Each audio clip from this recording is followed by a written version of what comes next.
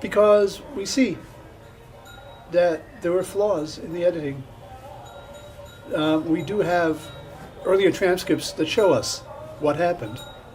That it wasn't just Hayagriva. He was the last. There were others before him who were so as competent as he was.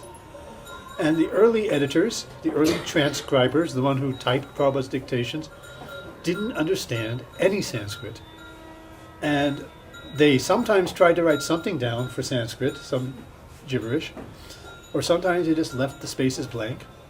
And Hayagriva Prabhu, when he went through and saw this gibberish and these black parts, he would just cross them out with a big black marker. And so almost all of the Sanskrit quotations in the purports to the Bhagavad Gita as it is disappeared in the editing because they couldn't be deciphered.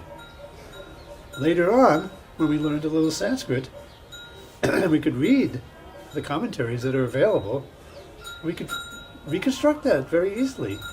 We saw Prabhupada was quoting this verse, and we plugged the verse back in.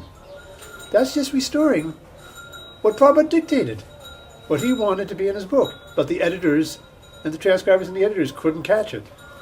So we went back, found it, and put it back in. A lot of the so-called changes are simply restorations of what Prabhupada actually said. Not even just what he intended to say but didn't say, but what he actually said on the tapes, but didn't get properly transcribed and got thrown away in the editing, or changed incorrectly.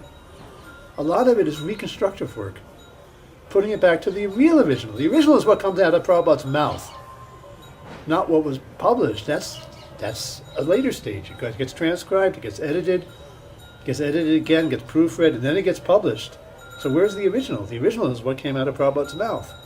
The closer we can get back to that, that's going back to the original. So the second edition of the Gita is more the original than the first edition. Because I worked on that process with Jayadeva Raj in a secondary role. I looked at a lot of them. I looked at what was being done. I saw the transcriptions. I saw the commentaries. I saw what Jayadeva Raj was doing.